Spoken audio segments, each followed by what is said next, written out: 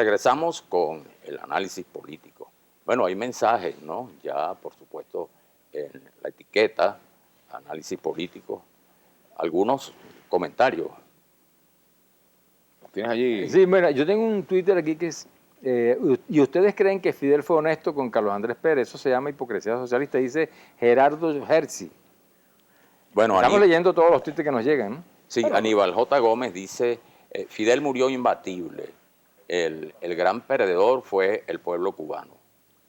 Fíjate que es interesante el debate en torno al modelo, porque más allá del hombre, Fidel Castro, bueno, representa, por supuesto, que es una figura histórica indiscutible. De hecho, todo el mundo está, de hecho, hasta para poner un ejemplo, CNN le dedicó buena parte de su programación el día de su fallecimiento a transmitir entrevistas completas de Fidel. Y bueno, las reacciones que hay en Miami, de alegría por la muerte de Fidel y de dolor las que hay en La Habana por su muerte, revela un poco cómo la figura de Fidel divide. Decíamos, amor y odio, pues, claro, pero una relación de una persona tan interesante como fue Fidel Castro. Pero fíjate, en el caso concreto de la Revolución Bolivariana, yo me atrevo a decir que mucha gente se alejó de la Revolución Cubana producto de su alejamiento de la Revolución Bolivariana.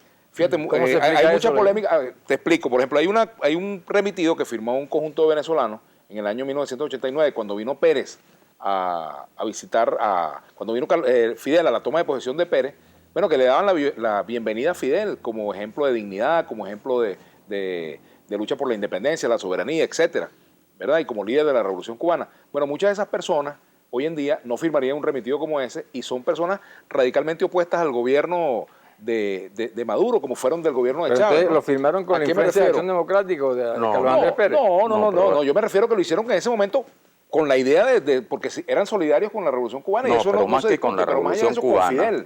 Más que con la Revolución Cubana, porque había ocurrido todo ese episodio de la lucha armada en Venezuela, donde hubo una injerencia abierta del gobierno de Fidel Castro, las famosas invasiones a Venezuela, los soldados que vinieron a las costas de Falcón, después Machurucuto, es decir, hubo una invasión, pero lo que ocurrió con esa presencia de Fidel en el año 89, a la toma de posesión de Carlos Andrés Pérez, es que comenzaba el periodo especial y había caído el bloque comunista y Fidel Castro había prometido insertarse en la política latinoamericana. Y entonces varios mandatarios, no solo Carlos Andrés Pérez, sino César Gaviria de Colombia, Salinas de Gortari de México y otros, hicieron gestiones para que ingresara a Cuba, ya no la Cuba revolucionaria del paredón, la Cuba de la exportación de la guerrilla, no la Cuba del Che Guevara, sino una Cuba que entendía que habían cambiado los tiempos. Pero espérate, el remitido es claro, perdóname, déjame leerte aquí esto. Nosotros, intelectuales y artistas venezolanos, al saludar su visita a nuestro país, queremos expresarle públicamente nuestro respeto hacia lo que usted, como conductor fundamental de la Revolución Cubana, ha logrado en favor de la dignidad de su pueblo y en consecuencia de toda América Latina. En esta hora dramática del continente, solo la ceguera ideológica puede negar el lugar que ocupa el proceso que usted representa en la historia de la liberación de nuestros pueblos. Y así, bueno... Claro, bueno, eso fue una época bien interesante y bien importante donde era el momento, no era el apoyo a la Revolución Cubana de los años 60 ni 70, sino un cambio que había ocurrido porque esa revolución se sustentaba en la ayuda soviética, ya no la tenía, había incluso gestiones ya en ese momento de la diplomacia cubana hacia algún acuerdo, alguna aproximación con Estados Unidos, y el esfuerzo de estos presidentes democráticos de América Latina, por eso fue Fidel a la cumbre de Guadalajara, por primera vez con todos los presidentes del año 91, era que Cuba progresivamente se fuera insertando, digamos, pero sin embargo respetando su naturaleza. Sin embargo, el remitido es muy claro. Ahora voy a leer otro pedacito. Pero Cuba, sí, está bien, pero la presencia de Fidel acá es en otro contexto, no es el contexto de los años 60. No, obviamente no. Sino cuando pide ayuda. Pérez era el mismo de los años 60 tampoco. Pero claro. Cuba mantuvo siempre incólume su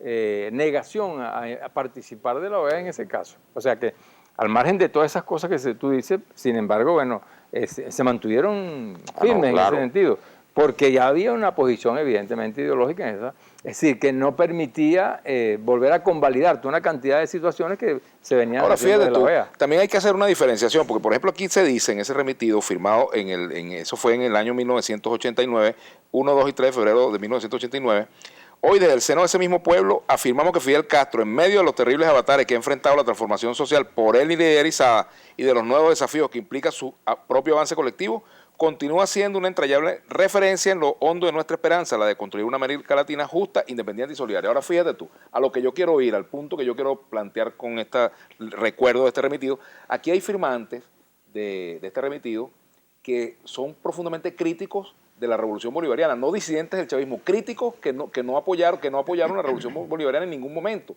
y eso es válido en la política. Ahora, ¿qué ha pasado?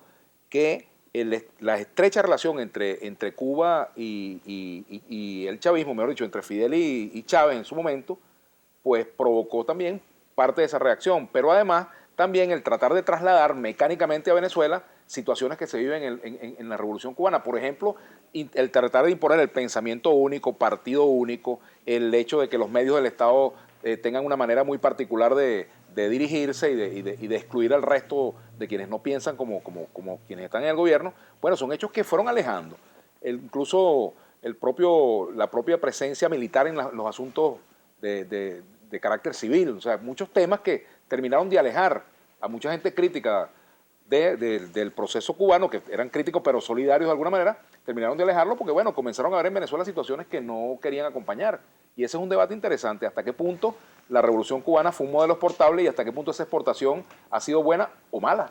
Bueno, yo creo que en todo caso, es decir, las revoluciones no las puedes exportar. Yo creo que todos los procesos que ocurren en el mundo tienen su propia identidad. Es distinto, todos los Ni importar, ¿oíste? No se pueden exportar, ni se deberían importar tampoco. Ni importar ni exportar, evidentemente, porque la idiosincrasia de los pueblos es única. Y yo creo que Venezuela tiene si surge, incluso el surgimiento del presidente Chávez, más allá de lo que fue la insurgencia militar del año 1992, bueno, su presidencia obedece a una política electoral que evidentemente estuvo negada en Venezuela durante muchos años y sin embargo insurgió Chávez, es decir, distinto a lo que fue la propuesta cubana, que fue la creación de un ejército, de una fuerza guerrillera que derrotó sin duda alguna pues al ejército de Batista. Claro, pero ya eso hace la diferencia también en este pero caso. esta es otra situación ya, cuando se produce esta alianza, ¿no?, del proyecto de Chávez con la Revolución Cubana. Incluso se da, aparte de que, por supuesto, como siempre, hay un pretexto ideológico y político de la revolución, ahí se da, digamos, una necesidad mutua de los dos países.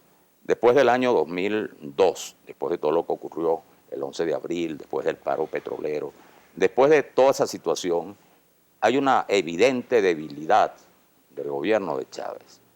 Y Chávez encuentra en Cuba la posibilidad de fortalecer su gobierno en términos reales, de gobernabilidad. Por eso es que hay la alianza, los convenios con el G2 cubano, que garantiza la inteligencia, el manejo de la inteligencia. Por eso vienen asesores militares que garantizan también cierta reconversión de las Fuerzas Armadas venezolanas, ya no en las Fuerzas Armadas del concepto hemisférico, sino con mucho parentesco con el ejército cubano. Por eso vienen también las misiones y la presencia masiva de médicos, de educadores. Entonces, eso le sirve a Chávez para estabilizar su gobierno. Y la ayuda petrolera le sirve al gobierno cubano para también estabilizar su economía. Sobre eso tenemos que seguir conversando al regreso, pero tenemos también otro tuit de Gerardo Rodríguez que dice, entre otras cosas, que Fidel Castro no respetó nunca a Venezuela, un dictador más del montón, otro asesino más. Bueno, vamos a la pausa y regresamos. Y recordamos la etiqueta análisis político.